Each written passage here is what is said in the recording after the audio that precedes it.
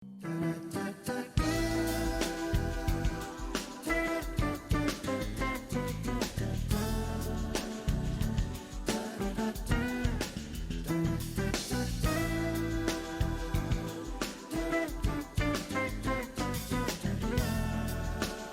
우주시대 별박사를 통하는 이태영 박사로부터 하늘의 이치와 우주의 재밌는 이야기 들어보는 시간입니다.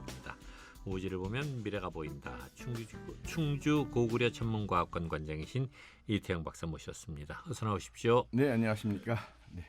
15년 전 오늘이 명왕성이 행성에서 퇴출한 날이에요. 네, 그렇습니다. 근데 왜 명왕성을 행성에서 퇴출했어요? 명왕성은 뭐 15년 전이나 100년 전이나 지금은 똑같이 태양을 돌고 있습니다. 글쎄 말이에요. 사람들이 그냥 행성이다라고 불렀다가 어느 날 갑자기 너 행성 아니야? 그러면서 이제 퇴출시킨 거거든요. 예. 그 1930년 2월 18일에 발견이 됐습니다.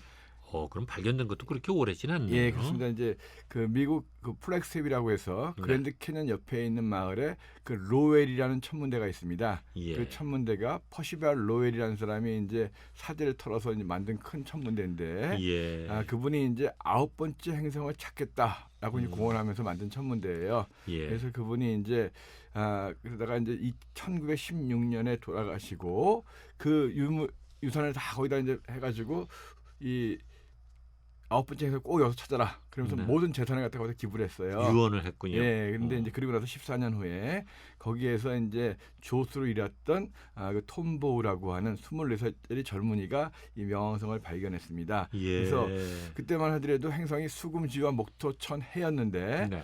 어디에 9번째 행성이 발견되고 나서 전 세계적으로 굉장히 큰 뉴스거리가 됐었죠. 더군다나 미국에서 발견한 그렇죠. 첫 번째 미국이 행성이죠. 유럽에 비해서 상당히 과학은 뒤져 있다. 네. 영국이라든가 프랑스 같은 유럽이 과학에 아주 그냥 그 선진국이라고 생각을 하고 있는데 네. 신대륙에서 9번째 행성이 발견되고 나니까 미국인들의 긍지가 굉장히 높았죠. 예.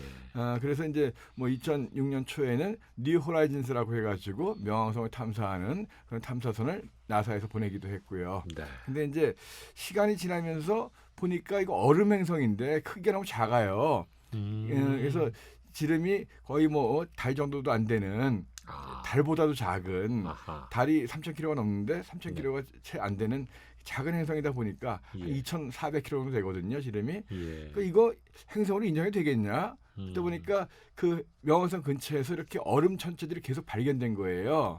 그러니까 이제 젊은 천문학자들이 이 일반적인 행성이 아니다. 이거 네. 제외하자 이런 소리들을 조금씩 했는데 예. 톰 보우라는 분이 1997년까지 굉장히 오랫동안 사셨어요. 예. 그러니까 위대한 천문학자가 옆에 있으니까 젊은 친구들이 얘기를 많이 못했죠. 네. 그러다가 톰 보우가 돌아가시고 난 다음에 대대적으로 이슈가 됐습니다. 이거 빼자.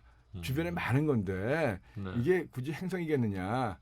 근데 이제 그 중에서 그래도 명왕성이 제일 컸기 때문에 그들이 인정을 했습니다. 네. 근데 2005년도에 에리스라고 하는 이 소행성이 하나 발견됐는데 예. 명왕성보다 바깥에서 발견됐는데 명왕성보다 크다는 거예요. 오. 그러면 문제가 되지 않느냐. 예. 그동안에는 명왕성이 제일 컸기 때문에 놔뒀는데 예. 명왕성보다 바깥에서 더 큰 게 발견됐으니까 예. 그러면 걔를 10번째로 해야 되느냐 음흠. 하면서 1년 동안 이제 그런 회의를 거쳤습니다.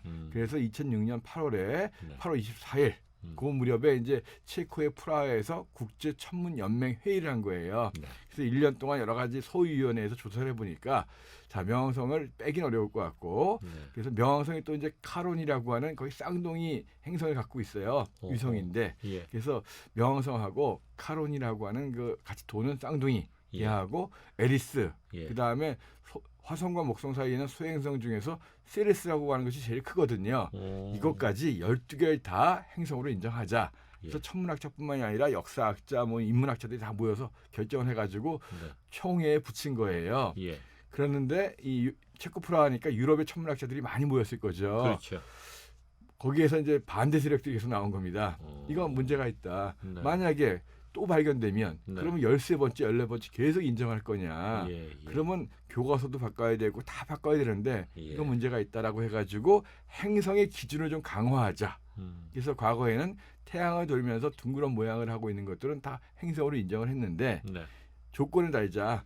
태양을 도는 것 중에서 중력이 커서 둥그런 모양을 유지하고 있으면서 네. 자기 궤도 근처에서는 가장 큰 것만 인정하자. 네. 그래서 명왕성 같은 경우에는 가끔 가다가 이제 한 번 태양을 도는데 한 248년쯤 걸리는데. 어이구, 워낙 머니까. 예. 근데 이제 가끔 가다가 해왕성 안쪽으로 들어와요. 그러니까 해왕성과 궤도가 겹치는 부분이 있으니까 네.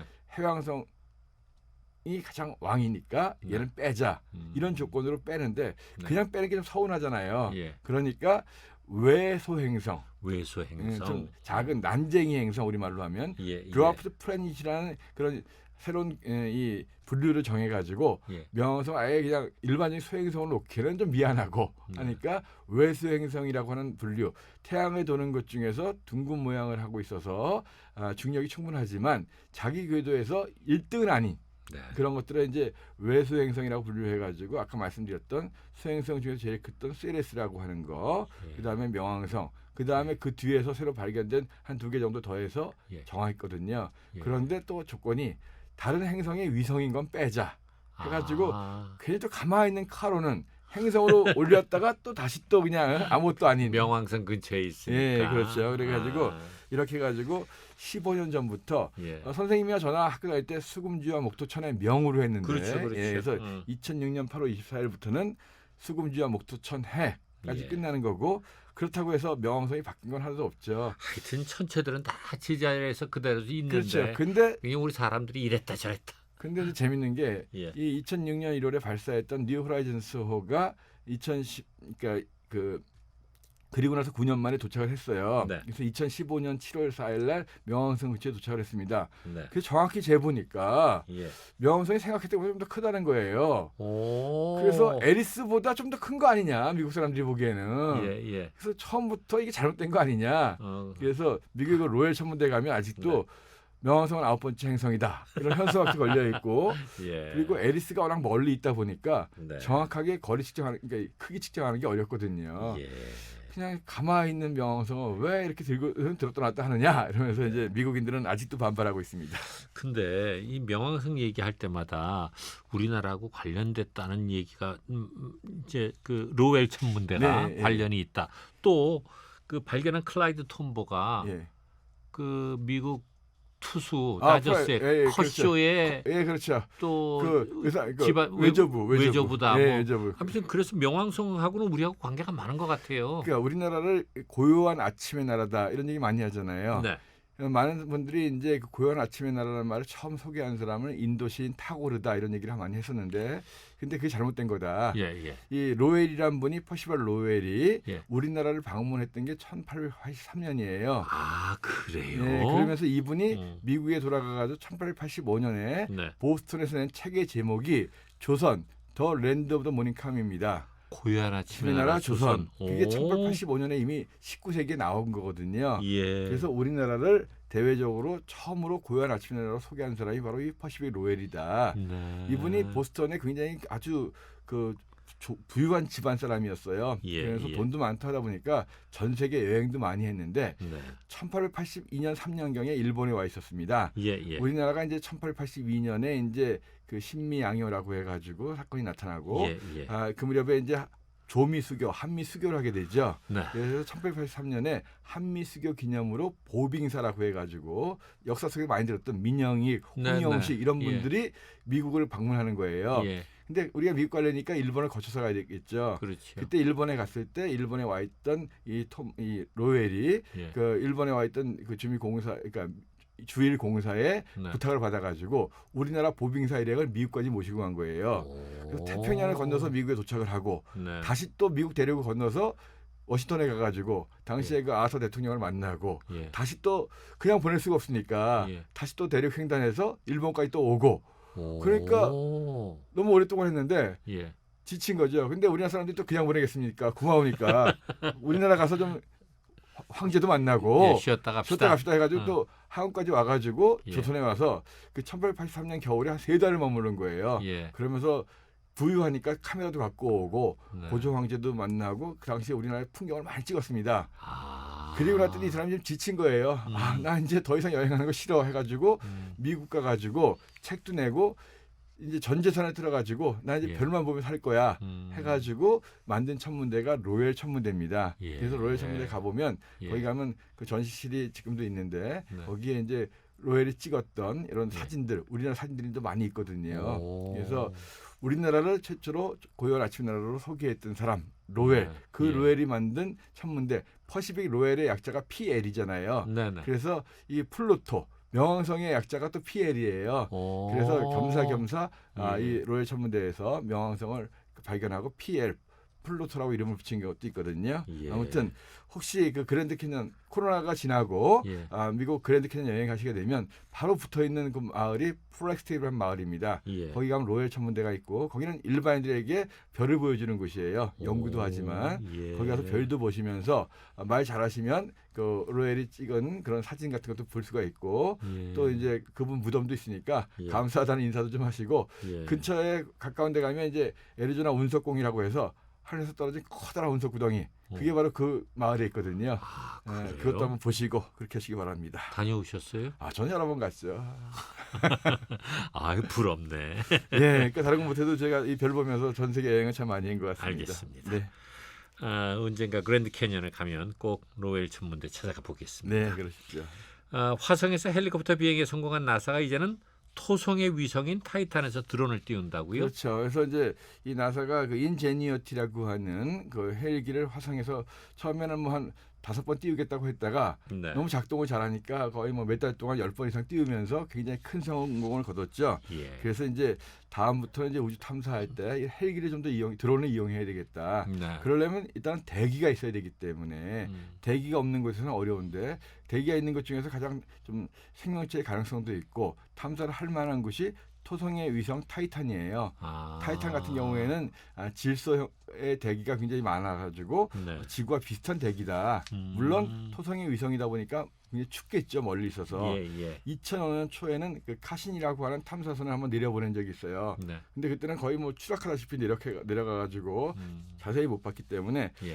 이제 2027년에 드래곤 플라이, 그러니까 용이 나는 거죠. 그래서 드래곤 플라이라고 하는 그런 헬기를 갖다가 그 화성에서 띄웠던 헬기보다 조금 더 크고 이 멀다 보니까 화성의 인제니어티 같은 경우는 태양 전지로 움직였는데 여기 멀다 보니까 그건 안 되고 네. 그래서 원자력 전지를 가지고 아하. 가서 그리고 대기가 지구보다 훨씬 더 두꺼워요 거기는. 그러니까 화성 같은 경우는 지구보다 1%밖에 안 되기 때문에 겨우 날기가 쉽지 않았는데 근데 여기는 쉽겠네요. 여기는 좀 그리고 그 다음에 원자력 전지를 가지고 가니까 네. 그래서 여기서는 뭐 한 몇 킬로 이상 올라갔다 내려갔다 하면서 좀 더 광범위하게 탐사를 한다면 그렇다면은 궤도 위에서 바라보면서 이 조사했던 것보다는 훨씬 더 이 타이탄에 대해서 잘 알 수 있지 않겠느냐. 예. 그래서 2024년, 27년에 발사하면 또 가는데 또 몇 년 걸리니까 네. 2030년대 중반 정도, 그러니까 한 10년 좀 안 걸리 정도 해가지고 예. 타이탄에 도착해서 타이탄에 또 이 헬기 드론이 날면서 타이탄에서 또 생명체의 흔적을 찾는 그런 일이 좀 벌어질 것 같습니다. 저는 뭐 금방 이뤄질 줄 알았더니 2030년대 중반이나 가야 가능하겠군요. 왜냐하면 워낙 또 발사하더라도 예. 오래 걸리고 한 10년 가까이 걸리고 또 그런 것들을 준비하는 데서 우리는 빨리빨리지만 예. 준비하고 하는데 참 오래 걸립니다. 하긴 뭐 토성이니까 목성보다 뒤에 있으니까. 그렇죠. 네, 예. 그렇습니다. 지구 온난화로 인한 기후 현상으로 요즘 신재생 에너지에 대한 관심이 상당히 높은데 영국이 우주에 태양광 발전소를 띄운다고요? 예, 그래서 태양광 발전소에 대해서 뭐 여러 가지 말들이 많은데 네. 우주에다 태양광 발전을 한다면 일단은 기본적으로 자연을 훼손할 일도 없고 그 다음에 낮과 밤에 상관없이 거의 뭐 매일같이 그러니까 매 시간마다 발전할 수 있고 이렇게 장점이 있거든요. 근데 그 전기를 어떻게 가져와요? 자, 이건 그러니까 이게 마이크로파로 해가지고 쏘는 거예요.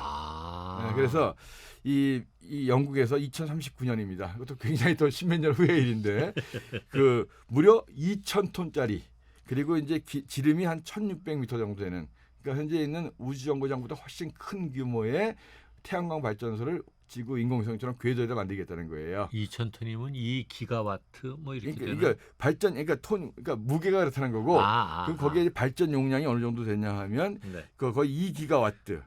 그러면 이제 원자력 발전소에 2개 정도 하는 정도예요. 네. 그러니까 원자력 발전소 2개 정도 할 정도의 발전 용량을 갖고 있고 이거를 마이크로파를 이용해 가서 지상에다 쏘는 거거든요. 괜찮습니까? 그렇죠. 그 위치로만 쏘는 거니까 그렇게 된다면 예. 뭐 굉장히 그 무공해 그런 에너지를 쓸 수 있지 않겠느냐.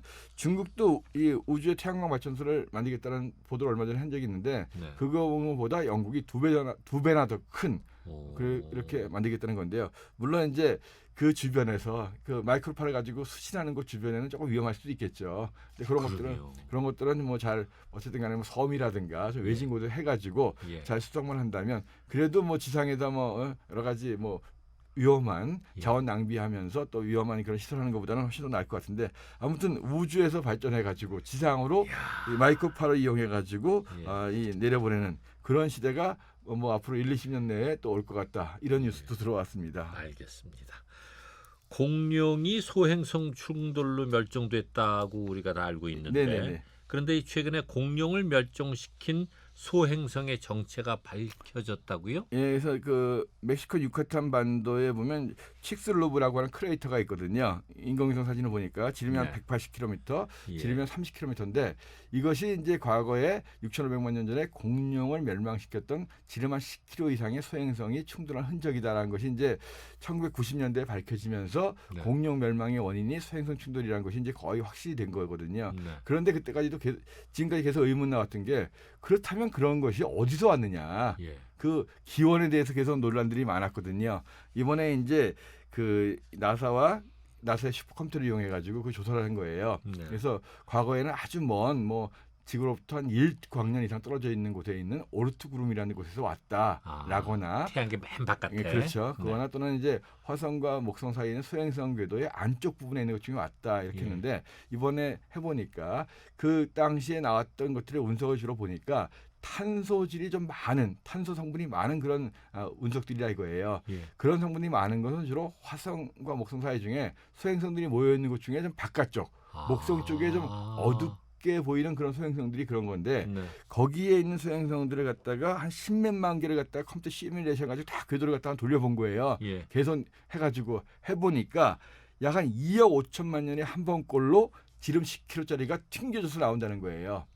그래서 여러 가지 시뮬레이션 결과를 통해서 보니까 이 어떤 이 칙스루브 크레이터를 만들었던 6,500만 년 전에 이 소행성이 네. 화성과 목성 사이 중에서 목성 쪽에 가까운 네. 그런 쪽의 소행성들이 중에 하나인 거고 그리고 이런 위험이 약 2억 5천만 년에 한 번씩 지구 전체를 갖다가 파괴할 정도의 충돌을 가져올 수도 있다. 예. 그래서 그럼 뭐 6,500만 년 전에 그런 일이 있었으니까 예. 뭐 앞으로 한 1억 8, 9천만 년은 뭐 안전할 것 같으니까. 알겠습니다.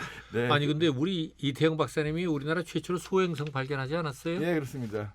통일? 통일이었죠. 오. 그러니까 그것도 화성과 목성 사이에 있는 거죠. 예. 그건 지름이 한 4km 정도인데요. 예. 뭐 특별하게 이상 없이 잘 돌고 있습니다. 지금도 가끔 보세요? 뭐 워낙 어두워가지고 잘 보시면 잘 있다는 소식은 듣고 있습니다. 알겠습니다.